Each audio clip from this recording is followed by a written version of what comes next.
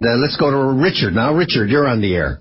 Yes, Bill. Well, first of all, I want to say that you made some comments about respect for the Speaker. And I say, with all due respect, that he's probably the most ill-informed on parliamentary procedure of all.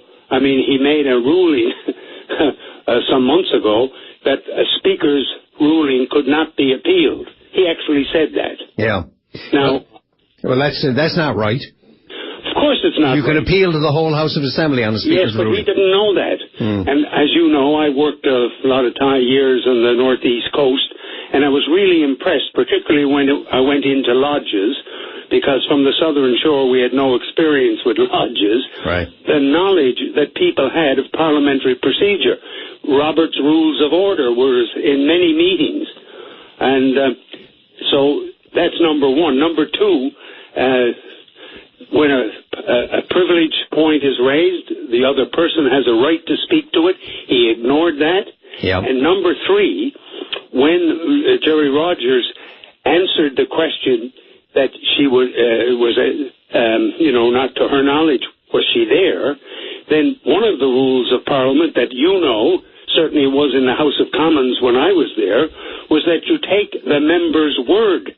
Yeah. When the honourable member gets up and said, no, I didn't do that, then the only way to challenge that is at a subsequent time if you have information to the contrary. Richard, on that point, before you move on, the confusion in the Speaker's mind, to be charitable, the confusion was he did give the benefit of the doubt to the member, Jerry Rogers, on the question of privilege, and then he completely disallowed any benefit of the doubt or even any explanation when it came to his ruling of the member being in contempt of the House. Honest to God, you got to wonder about what's going on there. Well, first of all, she was not in contempt when she gave an answer. Yeah. And the answer, that answer in the rules of the House is satisfactory. Yeah. And anybody, as I said in some of those lodges that I visited on the Northeast Coast, there are many people, some of them with only sixth grade education, who have better knowledge. Yep. And I mention the sixth grade education because the only other time recently I attempted to phone open line was that absolutely contemptuous act of the member of Carbonear of crapping on somebody because they only had sixth grade education. Yeah, right. Some of the people that I worked with and for whom I worked had sixth grade education, and they had more common sense and wisdom than most of the members on the government side. Richard, I have to say that when I answered the phone and to take your call, I didn't know who I was talking to. It was only when you started to speak and talk that I realized I was talking to Richard Cashin when you mentioned the House of Commons and so on.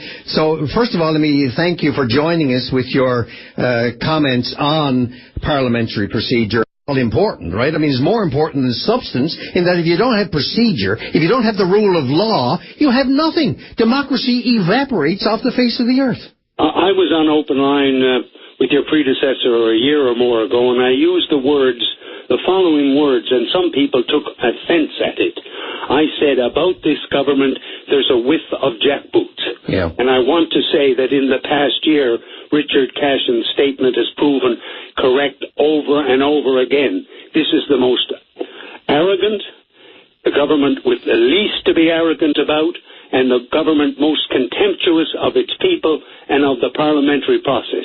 We have never seen the likes of this in my time, and I've been following the House of Assembly since the first House of Assembly in 1949, when my uncle was there and I was a boy.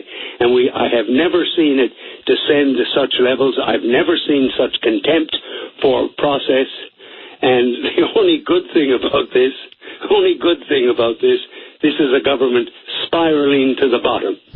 Okay, Richard, thank you very much for joining. It's always a pleasure. Don't be a stranger now. I'd like the cut of your jib. You didn't hold back straight from the shoulder commentary on what's happening. I can't leave you without saying, am I reading, you've made some pretty pointed comments about this government already, but I heard you, I do believe, or read a point of view by you where you sort of despaired for democracy under the Dunderdale government. Well, they don't seem to know anything seem to know the fundamentals of parliamentary democracy, which we inherited from the greatest parliament on earth in Westminster. Yes, I've said elsewhere that this is a government that's adopted the style of Danny Williams without the substance.